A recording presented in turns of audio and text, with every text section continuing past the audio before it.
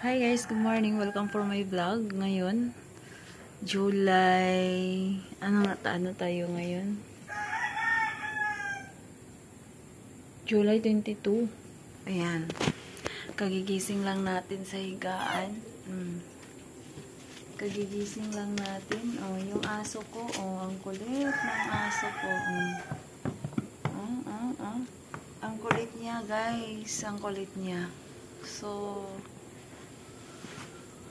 tayo natin tong unan para ang kulit nila, guys.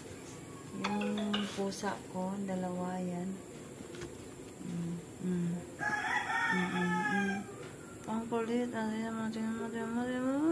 nakakapanggigil, diba? So, ayan. Welcome for my vlog. Ayan, magandang umaga po sa ating lahat. Ayan, so gagawa po tayo ngayon ng content. No, maraming nagtatanong kung kami ba ay wala na ba daw ni Mr.